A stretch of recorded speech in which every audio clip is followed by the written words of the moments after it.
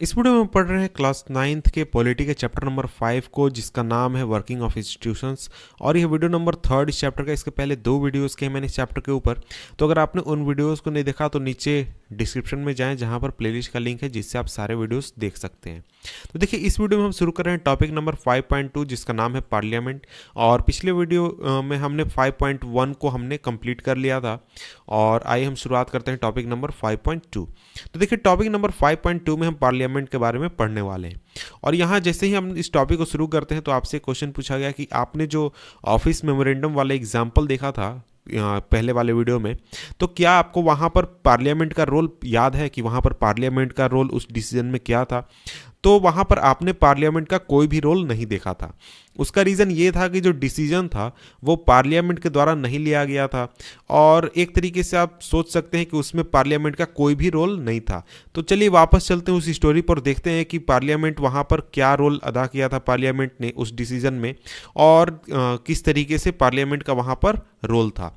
तो आगे अगर हम बढ़ें तो यहाँ पर हमको कुछ पॉइंट्स दिए गए हैं जिसको कंप्लीट करके कहा गया है कि हम याद कर सकते हैं कि वहाँ पर हमने क्या पढ़ा था। तो यहाँ पर देखिए लिखा गया, the report of the Mandal commission was discussed in parliament, यानी पार्लियामेंट में मंडल कमीशन के रिपोर्ट को डिस्कस किया गया। इसके बाद the president of India mention this in his address of parliament, यानी पार्लियामेंट को एड्रेस करते समय प्रेसिडेंट ने इस बात को मेंशन किया। The prime minister made a decision, तो यानी कि प्राइम मिनिस्टर ने जो जो डिसीजन लिया उसको फिर जाकर वहाँ पर पार्लियामेंट में बताया भी लोगों को। तो देखिए यहाँ पर अगर हम देखें तो इस पूरे प्रोसेस में जो डिसीजन था वो डायरेक्टली पार्लियामेंट द्वारा नहीं लिया गया था, लेकिन जो पार्लियामेंट के जो डिस्कशंस हुए थे उस टॉपिक के ऊपर और जो रिपोर्ट्स पार्लियामेंट द्वारा दिए गए थे, वो एक तरीके से उसने बहुत इंपॉर्टेंट रोल अदा किया कि जो डिसीजन का जो इन्फ्लुएंस था, या फिर जो उसका किस तरीके से उस डिसीजन को इम्प्लीमेंट किया जाएगा गवर्नमेंट द्वारा, इस चीज़ को पार्लियामेंट के डिस्कशंस या फिर पार्लियामेंट ने डायरेक्टली बहुत ज़्यादा उसको इन्फ्लुएंस किया था।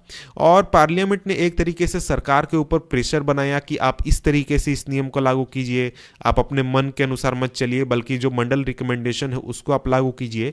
तो इस काम में पार्लियामेंट ने बहुत ज़्यादा इंपॉर्टेंट रोल अदा किया था। तो देखिए यहाँ पर एक चीज़ आपको ध्यान देनी चाहिए कि देखिए, जो पार्लियामेंट है अगर वो इस डिसीजन के फेवर में नहीं होती तो जो गवर्नमेंट है वो इस डिसीजन के साथ आगे नहीं जा सकती थी, यानी कि इस डिसीजन को लागू नहीं कर सकती थी। और आप सोच सकते हैं क्यों?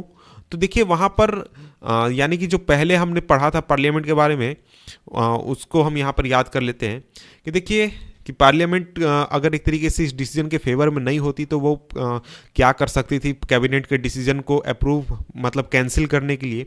तो उसमें सिंपली वो सरकार को गिरा सकती थी, और भी बहुत सारी चीज़ें हैं जो वो कर सकती थी।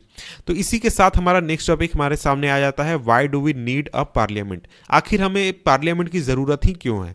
जो सरकार है वो जब फैसले ले सकती है बिना पार्लियामेंट के मर्जी के, यानी बिना पार्लियामेंट से पूछे, तो आखिर हम पार्लियामेंट की बात यहाँ पर क्यों करें और पार्लियामेंट की हमें ज़रूरत क्यों है? इस चीज़ को यहाँ पर हम देख लेते हैं। तो देखिए, जितनी भी डेमोक्रेसीज वर्ल्ड में, चाहे वो इंडिया की बात करें, यूएसए की बात करें, या फिर किसी और कंट्री की बात करें, तो वहाँ पर आपको एक असेंबली देखने को मिलेगी जहाँ पर लोगों द्वारा चुने गए रिप्रेजेंटेटिव जो हैं वो अपने एक तरीके से जो जनता के पावर है उसको रिप्रेजेंट करते हैं, और एक तरीके से लोगों के बदले में एक पॉलिटिकल अथॉरिटी वहां पर शो करते हैं या फिर उसको एक्सरसाइज करते हैं। और इंडिया में अगर हम बात करें तो इसी तरीके के नेशनल असेंबली को जहां पर जो इलेक्टेड रिप्रेजेंटेटिव है वो आते हैं, उसे हम पार्लियामेंट कहते हैं। और अगर हम स्टेट लेवल पर बात करें तो इस असेंबली को लेजिस्लेचर या फिर लेजिस्लेटिव असेंबली कहा जाता है। तो देखिए, अलग अलग देशों की बात करें तो अलग अलग देशों में नाम जो है वो आपको अलग अलग मिल सकता है। कुछ देशों में पार्लियामेंट कहा जाता है, इंडिया में संसद कहा जाता है, और भी बहुत सारे नाम आपको देखने को मिल जाएंगे। लेकिन उनका जो पॉलिटिकल अथॉरिटी होता है, यानी उनके पास जो पावर होते हैं, वो पूरे वर्ल्ड में आपको लगभग एक जैसे मिलेंगे, यानी थोड़ा ऊपर नीचे होता है। कहीं पे कुछ ज़्यादा पावर्स है पार्लियामेंट के पास, कहीं पे कम पावर्स हैं। तो इसलिए जो एक तरीके का पैटर्न है वो आपको पूरी दुनिया में सेम देखने को मिलेगा। तो देखिए, कुछ एक तरीके से पावर्स या फिर हम इंपॉर्टेंस देख लेते हैं पार्लियामेंट के कि आखिर पार्लियामेंट के पास क्या क्या पावर्स हैं। तो देखिए यहाँ पर पहला जो पॉइंट लिखा गया उसमें लिखा गया parliament is the final authority for making laws in the country. यानी कि जो भी नियम कानून बनाने होंगे किसी भी देश में, चाहे आप इंडिया की बात करें, यूएसए की बात करें, तो जो पार्लियामेंट है वो एक तरह की फाइनल अथॉरिटी होगी, यानी उसके मर्जी के बिना आप कोई भी कानून नहीं बना सकते, कोई भी कानून चेंज नहीं कर सकते। तो देखिए ये जो टास्क है लॉ मेकिंग का, यानी कानून बनाने का या फिर लेजिस्लेशन का, ये इतना इंपॉर्टेंट है कि जो असेंबलीज हैं उनको लेजिस्लेचर कहा जाता है, और जो पार्लियामेंट है पूरी दुनिया में वो लॉज, नए लॉज बनाते हैं या फिर पुराने लॉज को चेंज करते हैं, या फिर पुराने लॉज जो है उसको एबॉलिश भी करते हैं और उनके जगह पर नए लॉज बनाते हैं। तो इंडिया में भी आप जानते हैं कि इंडिया में भी बिना पार्लियामेंट के परमिशन के आप कोई भी कानून नहीं बना सकते हैं। हाँ, अध्यादेश आ सकता है लेकिन वो कुछ समय के लिए होता है, वो परमानेंट नहीं होता है। तो आपको कानून बनाने के लिए पार्लियामेंट का परमिशन लेना ही होगा। और इसके बाद अगर सेकंड पॉइंट को देखें तो सेकंड पॉइंट में कहा जा रहा है parliaments all over the world exercise some control over those who run the government. यानी जो पार्लियामेंट है उसके पास किसी न किसी तरीके से सरकार के ऊपर कंट्रोल होता है। यानी कि जैसे इंडिया में आप देखते हैं तो इंडिया में जो सरकार बनती है, सरकार को पार्लियामेंट में बहुमत प्रूफ करना होता है। तो उसी तरीके से पूरी दुनिया में जितने भी पार्लियामेंट है उनके पास किसी न किसी तरीके से सरकार का कंट्रोल पार्लियामेंट के पास होता है। बहुत सारे कंट्री में जैसे कि इंडिया है, वहाँ पर जो कंट्रोल है वो डायरेक्ट है और फुल है। और इसके अलावा बहुत सारे कंट्रीज़ है वहाँ पर सपोर्टिंग के रूप में पार्लियामेंट काम करती है, लेकिन जो कंट्रोल है वो काफ़ी ज़्यादा होता है पार्लियामेंट के पास।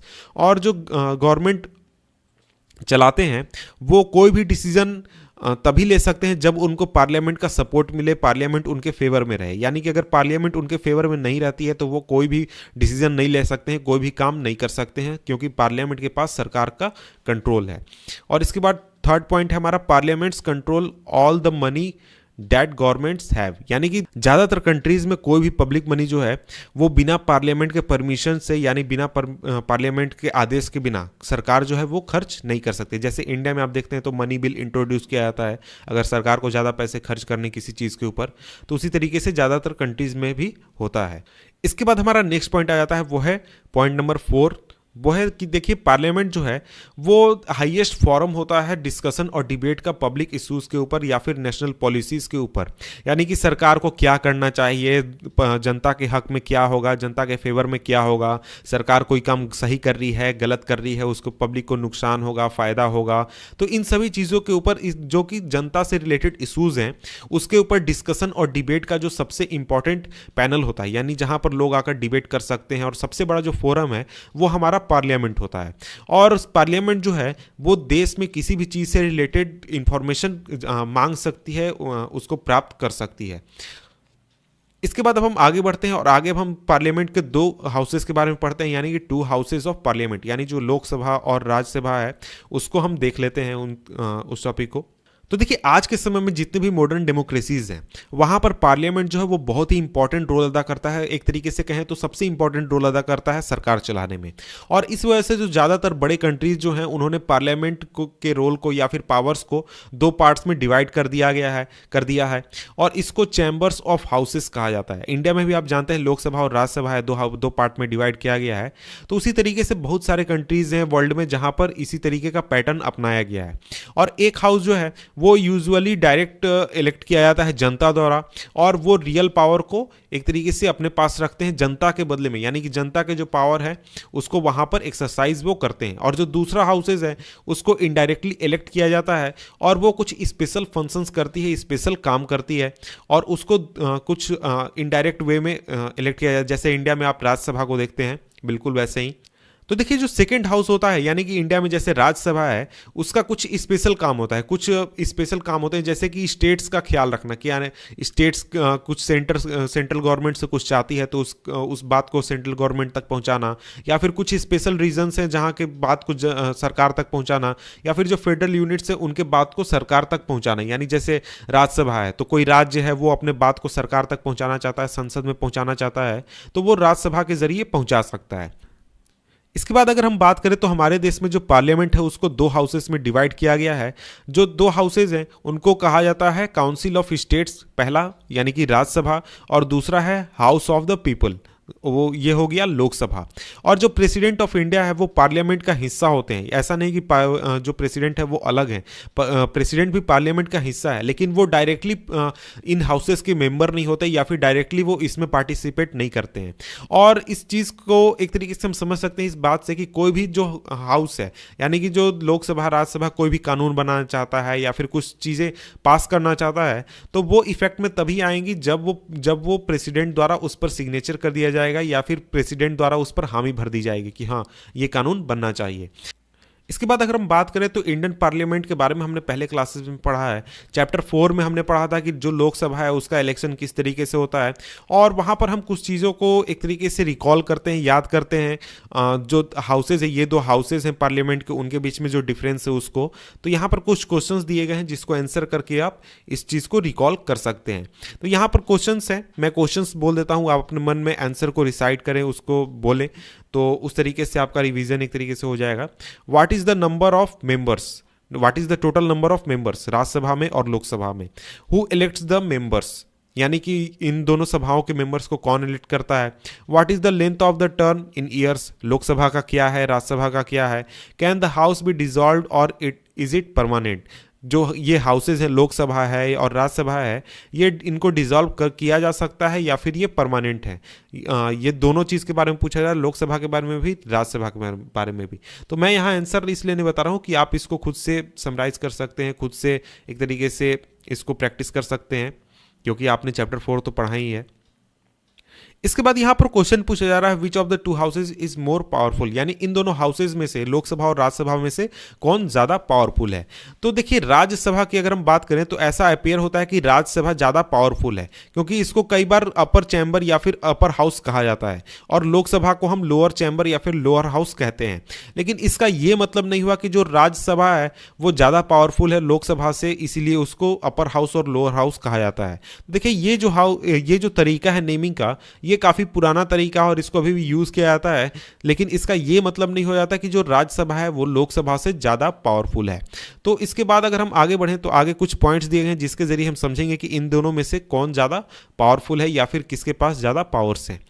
तो देखिए अगर हम कॉन्स्टिट्यूशन की बात करें तो कॉन्स्टिट्यूशन जो है वो राज्यसभा को स्टेट्स को लेकर कुछ इंपॉर्टेंट पावर्स देती है, कुछ स्पेशल पावर्स देती है। लेकिन अगर हम ज़्यादातर मैटर्स की बात करें तो ज़्यादातर मैटर्स में जो लोकसभा है उसके पास सुप्रीम पावर हम कह सकते हैं या फिर ज़्यादा पावर है ये हम कह सकते हैं। तो यहाँ पर कुछ पॉइंट्स दिए गए हैं, इसको हम समझ लेते हैं जिसके जरिए हम समझेंगे किसके पास ज़्यादा पावर है।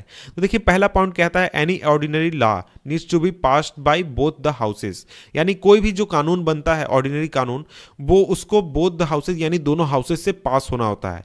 लेकिन कोई अगर किसी भी तरीके का डिफरेंस आता है इन दोनों हाउसेज के बीच में तो जो फाइनल डिसीजन है उसको ज्वाइंट सेशन में लिया जाता है, यानी कि दोनों जो सदन है उसके जितने भी मेंबर्स हैं वो एक साथ बैठेंगे और एक साथ डिस्कशन करेंगे इस टॉपिक के ऊपर और फिर उसको पास करेंगे।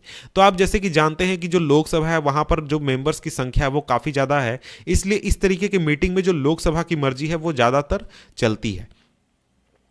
इसके बाद यहां पर सेकंड पॉइंट है, सेकंड पॉइंट में कहा जा रहा है Lok Sabha exercises more powers in money matters, यानी कि जो लोकसभा है उसको पैसे के मामले में ज्यादा पावर्स दिए गए हैं। Once the Lok Sabha passes the budget of the government और any other money related law the Rajya Sabha can not reject it. तो यहां पर साफ कहा गया है कि लोकसभा जो है वो मनी से रिलेटेड कोई भी लॉ पास करती है या फिर कोई भी बजट पास करती है सरकार का, तो राज्यसभा जो है वो उसको रिजेक्ट नहीं कर सकती है। जो राज्यसभा है वो उसको सिर्फ 14 दिन के लिए डिले कर सकती है या फिर चेंजेस सजेस्ट कर सकती है, और लोकसभा की ये मर्जी है कि वो इस चेंजेस को एक्सेप्ट करती है या नहीं करती है। यानी कि राज्यसभा को मनी से रिलेटेड जो टॉपिक है उसमें कोई भी पावर नहीं दिया गया है।